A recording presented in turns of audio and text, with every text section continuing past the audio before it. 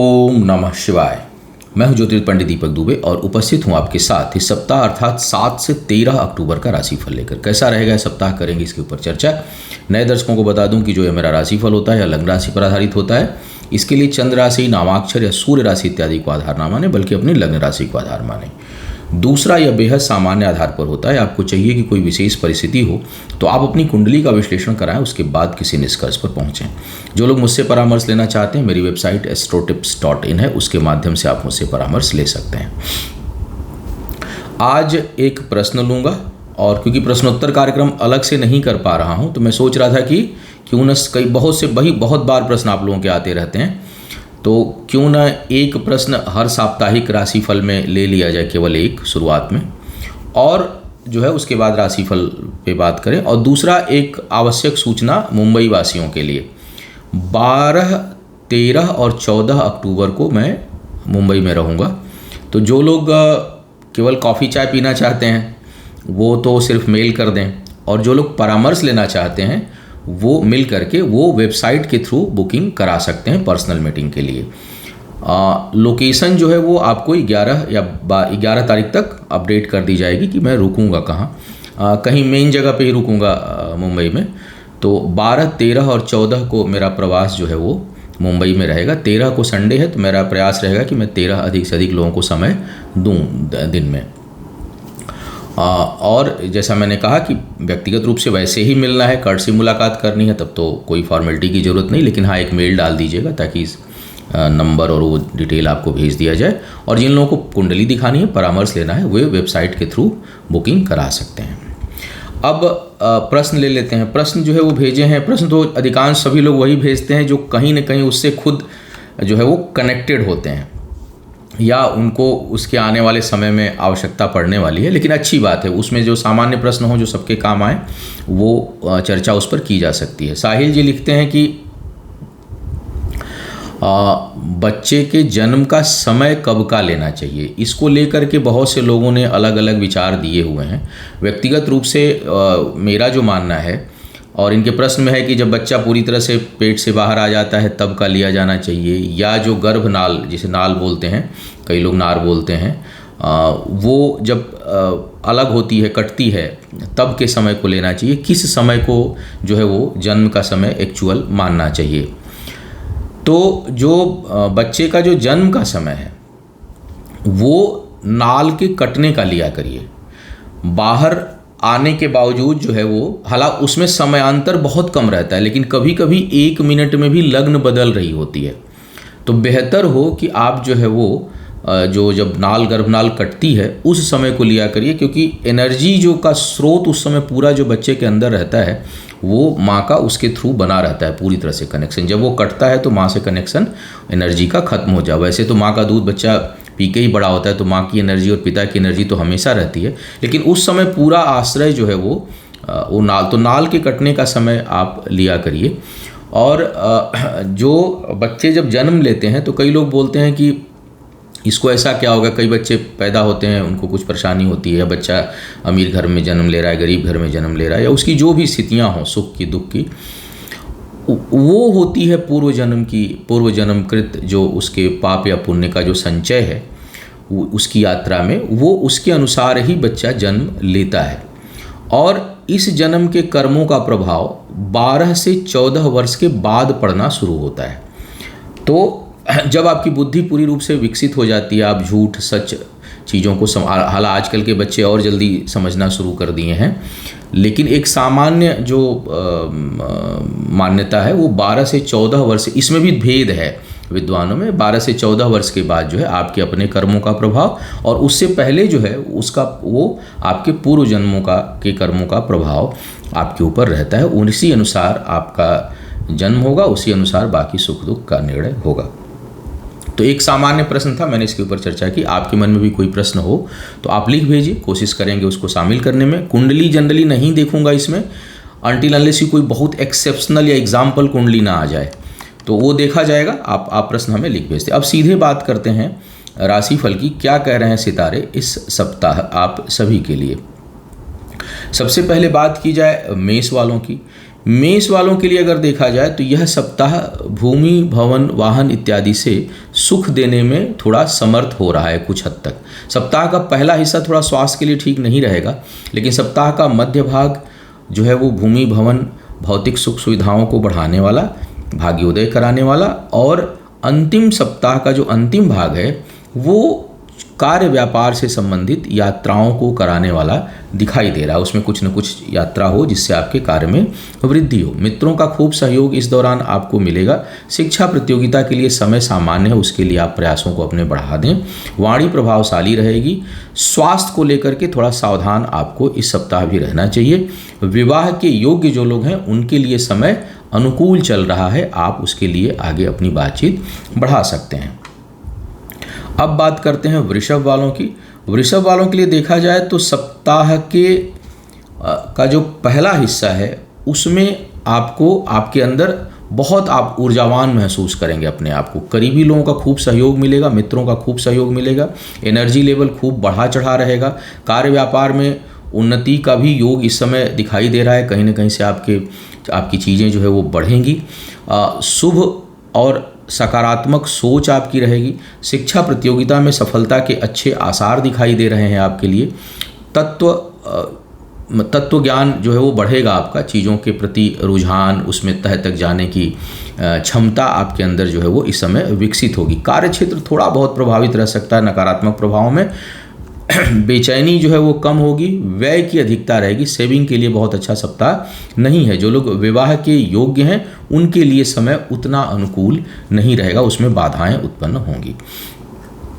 मिथुन वालों की अगर मैं बात करूं तो इस समय आपके लिए सप्ताह का जो पहला हिस्सा है वो धन के दृष्टिकोण से बहुत ठीक नहीं है। उस समय थोड़ी बहुत हानि हो सकती है। सप्ताह के प्रथम भाग में किसी को भी कर्ज देने से आप बचें। मदद स्वरूप करना है अलग बात है, लेकिन वापस मिलने के दृष्टिकोण से ना करें, अन्यथा आपको जो है उसमें निराशा महसूस होगी।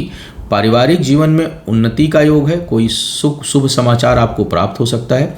शिक्षा प्रतियोगिता में सफलता के अच्छे आसार दिखाई दे रहे हैं। सप्ताह का जो आपका मध्य भाग है वो वैवाहिक जीवन के लिए बिल्कुल ठीक नहीं है। साझेदारों के ऊपर और जीवन साथी के ऊपर आपका धन खर्च हो सकता है। अंतिम भाग जो है वो बचत के लिए बेहतर है। कहीं से अचानक छोटा मोटा धन लाभ आपको मिले, इसकी अच्छी संभावना दिखाई दे रही है। कार्य क्षेत्र में गुप्त शत्रु परेशान कर सकते हैं। मानसिक अस्थिरता और क्रोध पर आपको नियंत्रण रखना चाहिए। कर्क वालों की बात करें तो सप्ताह के प्रारंभ में शिक्षा प्रतियोगिता के लिए बहुत अच्छा समय है।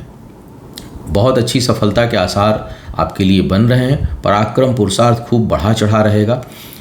दूरदृष्टि आपकी जागृत रहेगी। उत्साह और ऊर्जा से भरपूर रहेंगे। स्थान परिवर्तन से लाभ का योग आपके लिए बनेगा।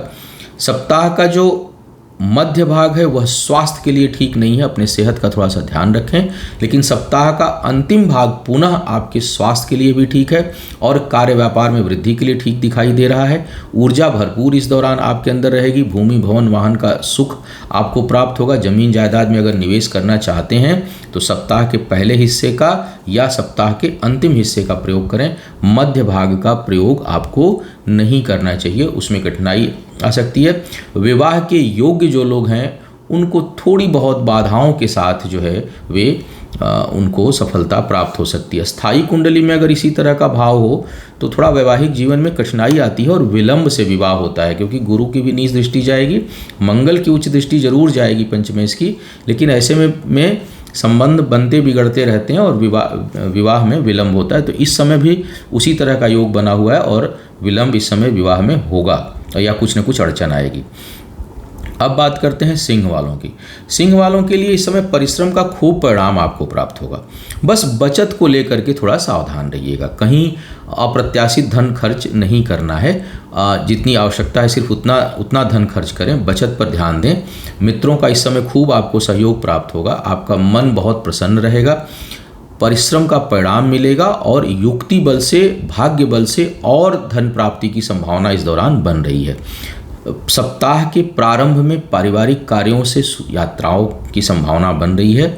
सप्ताह का जो मध्य भाग है वो शिक्षा प्रतियोगिता के ऊपर धन खर्च हो ऐसी संभावना बनाएगा। उसके साथ साथ ज्ञान प्राप्ति के लिए भी बहुत से लोग कहीं जा सकते हैं। होता है ना कि चलो कहीं सत्संग में चले जाते हैं, कहीं भगवत कथा सुन ले, वो भी ज्ञान प्राप्ति। आप कहीं जाते हैं तो अच्छे कार्यों के दृष्टिकोण से ज्ञान प्राप्ति के विशेष करके आध्यात्मिक चेतना के दृष्टिकोण से बहुत लोग यात्राएं इस दौरान कर सकते हैं और उसका सौभाग्य प्राप्त होगा।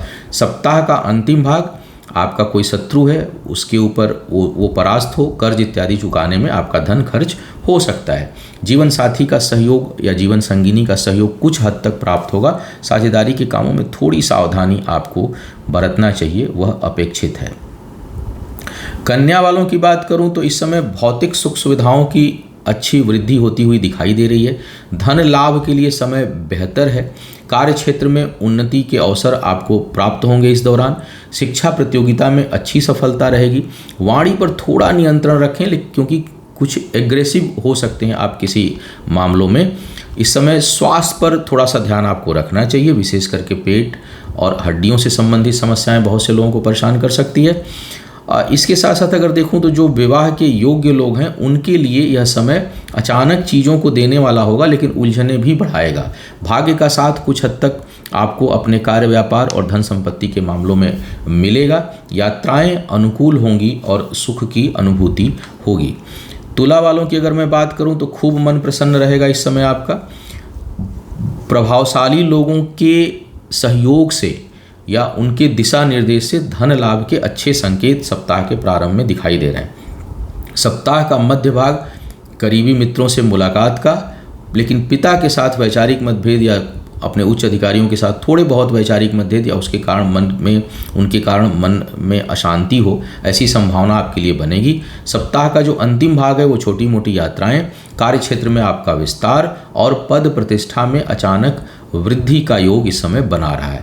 शिक्षा प्रतियोगिता में सफल होने के लिए अपने प्रयासों को आपको बढ़ा देना चाहिए। सुदूर की यात्राओं से लाभ का योग इस समय बना हुआ है। शत्रु बनेंगे लेकिन परास्त भी होते रहेंगे। शरीर का मध्य हिस्सा, विशेष करके पेट का जो क्षेत्र है, वो इस समय प्रभावित होगा या उससे संबंधित कष्ट कुछ लोगों को मिले, इसकी संभावना है। जो लोग विवाह के योग्य हैं उनके लिए उथल पुथल भरा हुआ समय है। टकराहट, प्रेम टकराहट, होगा नहीं होगा, इस तरह की स्थितियां बनती बिगड़ती रहेंगी। स्थिरता का अभाव है। वृश्चिक वालों की बात करूं तो सप्ताह के प्रारंभ में थोड़ा सा मन शांत रहेगा, लेकिन भाग्य का साथ है। अचानक भाग्यवश कोई शुभ कार्य संपादित हो सकता है और आपको लाभ मिल सकता है। सप्ताह के मध्य भाग में भाग्य संबंधी कोई चीज़ों को ना करें, उससे आप बचें। और अंतिम भाग में पुनः भाग्य का खूब साथ है तो कुछ न कुछ आपको अच्छी सफलता प्राप्त इस समय हो सकती है। यात्राओं से लाभ होगा। भौतिक सुख सुविधाओं में वृद्धि होगी और उसको लेकर थोड़ा बेचैन भी रहेंगे, प्रयास भी करेंगे। आय को लेकर के चिंता थोड़ी समाप्त होगी और कुछ लोगों को अप्रत्याशित आय जो है वो हो, ऐसी संभावना बन रही है। हालांकि जो लोग केवल शारीरिक श्रम करते हैं, केवल शरीर से परिश्रम करते हैं, उनको उतना लाभ इस समय नहीं मिलेगा। तो शारीरिक श्रम करने वाले लोगों को उतना लाभ नहीं है, लेकिन बुद्धि के बल पर, भाग्य के बल पर कहीं आय का योग बन रहा है तो उसमें बड़ी अच्छी वृद्धि के संकेत इस समय दिखाई दे रहे हैं। जो लोग विवाह के योग्य हैं उनके लिए समय थोड़ा उथल पुथल है। प्रेम संबंध अचानक बनेंगे, बिगड़ेंगे। रिश्तों को लेकर के झुंझलाहट होगी और असंतोष व्याप्त हो सकता है कुछ लोगों को। कार्य क्षेत्र में थोड़ा संभल कर व्यवहार करना चाहिए, विशेष करके उच्च अधिकारियों के साथ। जमीन जायदाद संबंधी कामों के लिए समय मध्यम है, मध्यम अनुकूल कहा जा सकता है। धनु वालों की बात करते हैं। धनु वालों के लिए इस सप्ताह में खूब जनसंपर्क का योग बन रहा है। प्रभावशाली व्यक्तियों से संपर्क का योग बन रहा है। कोई नए अवसर, सामाजिक राजनीतिक क्षेत्र में जो लोग हैं उनको नए अवसर प्राप्त हो सकते हैं और कुछ अच्छी उम्मीदें जो है आपके लिए आपके दरवाजे को खटखटा सकती हैं। यात्राओं का योग बन रहा है सप्ताह के प्रारंभ के भाग में। मध्य भाग थोड़ा बहुत स्वास्थ्य को लेकर के चिंता उत्पन्न करेगा, लेकिन अंतिम भाग में पुनः धन प्राप्ति के लिए अच्छा है। आय बहुत अच्छी रहने वाली है। मित्रों का खूब सहयोग मिलेगा। प्रेम संबंधों के लिए बहुत अच्छा समय। इस समय प्रेम संबंध आपके प्रगाढ़ होंगे, बेहतर होंगे। विवाह इत्यादि करने के जो लोग योग्य हैं उनके लिए भी समय में काफ़ी अनुकूलता है। जमीन जायदाद से संबंधित कामों से भी आप दूरी बनाए रखें। स्वास्थ्य का थोड़ा सा ध्यान आपको भी रखना चाहिए। मकर वालों की बात करूं तो धन के दृष्टिकोण से यह समय काफ़ी अच्छा है। शुरुआत में सप्ताह के अचानक धन प्राप्ति के अच्छे संकेत बन रहे हैं। मध्य भाग में जो है वो कार्य व्यापार में थोड़ी बहुत हानि या अचानक व्यय का योग बनेगा, लेकिन अंतिम भाग पुनः कार्य व्यापार को बढ़ाने वाला और नए अवसरों को देने वाला है। शिक्षा प्रतियोगिता में अभूतपूर्व सफलता कुछ लोगों को हासिल हो सकती है। कार्य क्षेत्र में दबदबा और प्रभाव रहेगा। आपके पद प्रतिष्ठा में वृद्धि की अच्छी संभावना इस समय दिखाई दे रही है। जमीन जायदाद से संबंधित कार्यों में आपको आसानी से सफलता इस समय मिलेगी। इसके साथ साथ अगर मैं देखूं तो बचत को लेकर के थोड़ा आपको सावधान रहना चाहिए। बचत में कुछ लोगों को कठिनाई महसूस होगी, लेकिन भाग्य का साथ है और भाग्य भरोसे बहुत से काम आपके इस समय बनेंगे। जमीन जायदाद से संबंधित काम करना चाहते हैं तो उसमें लाभ का योग आपके लिए बना हुआ है। शरीर के बिल्कुल निचले हिस्से में घुटने के नीचे चोट चपेट की संभावना कुछ लोगों को बन सकती है, तो थोड़ा संभल कर रहें। कुंभ वालों की बात करूं तो यह समय आपके लिए भाग्य को बढ़ाने वाला है। सप्ताह के प्रारंभ में यात्राओं का योग बहुत प्रबल रूप से बन रहा है और कुछ लोगों के लिए अचानक, जो लोग बेरोजगार हैं उनको कोई छोटा मोटा झटके से अचानक कोई अवसर प्राप्त हो जाए, इसकी अच्छी संभावना दिखाई दे रही है। सप्ताह का जो मध्य भाग है वो आय को लेकर चिंतित करने वाला होगा और अंतिम भाग पुनः आपके लिए यात्राओं का और कार्य क्षेत्र में विस्तार का और शत्रुओं को परास्त करने वाला होगा। पारिवारिक जीवन में शुभता है। कोई शुभ समाचार, शुभ कार्य संपादित आपके हाथों से होंगे। क्रोध पर थोड़ा सा नियंत्रण रखिए। बचत को लेकर के सावधान रहिए। सेविंग्स उतनी अच्छी नहीं दिखाई दे रही है। व्यापार में लाभ रहेगा, व्यापार में हानि नहीं है, फिर भी बचत नहीं कर पाएंगे, किसी न किसी कारण से धन खर्च होगा। और शरीर का मध्य भाग कष्ट में हो सकता है। कुछ लोगों के लिए सर्जरी इत्यादि की संभावना इस दौरान बन सकती है। विवाह के योग्य लोगों के लिए समय बहुत अनुकूल नहीं है, उसमें बहुत मानसिक अशांति आए ऐसी संभावना बन रही है। मीन वालों के लिए अगर मैं देखूं तो सप्ताह के प्रारंभ में शिक्षा प्रतियोगिता का खूब में सफल होने के अच्छे आसार दिखाई दे रहे हैं। संतान के कारण आपका मन प्रसन्न रहेगा। सप्ताह के मध्य भाग में आपको कोई अच्छी सलाह ऐसी मिल जाए जिससे आपका रास्ता खुल जाए, ऐसी संभावना बन रही है। सप्ताह का अंतिम भाग जो है वो पहले के लिए हुए निर्णयों से धन लाभ का अच्छा योग आपके लिए बना रहा है। कार्य व्यापार में अच्छी वृद्धि के संकेत हैं। वैवाहिक जीवन में उतार चढ़ाव और कोल्ड वार की स्थिति बनी रहेगी, उसमें बहुत राहत आपको नहीं मिलने वाली है। जमीन जायदाद संबंधित कामों में आपको अच्छी सफलता मिले इसकी संभावना है। आय के दृष्टिकोण से भाग्य ठीक है, थोड़ा सा अपने मानसिक उलझनों को आपको संभाल कर रखना चाहिए। यात्राएं बहुत अनुकूल नहीं होंगी। मध्य वाला तो भाग ठीक दिखाई दे रहा है, लेकिन ओवरऑल अगर मैं देखूं तो लंबी दूरी की लंबे समय के लिए अगर कोई यात्रा का योजना बनाए हुए हैं तो उस पर थोड़ा सा भी आपको संभल कर या बहुत सोच विचार करके उस पर आगे बढ़ना चाहिए। तो यह था इस सप्ताह का राशिफल। उम्मीद है आपको मार्गदर्शन मिला होगा। आपका आने वाला समय शुभ हो, आयु आरोग्य और ऐश्वर्य की वृद्धि हो। इन्हीं शुभकामनाओं के साथ आपसे विदा लूंगा। पुनः मुलाकात होगी किसी नए विषय पर। तब तक के लिए मुझे आज्ञा दीजिए। ओ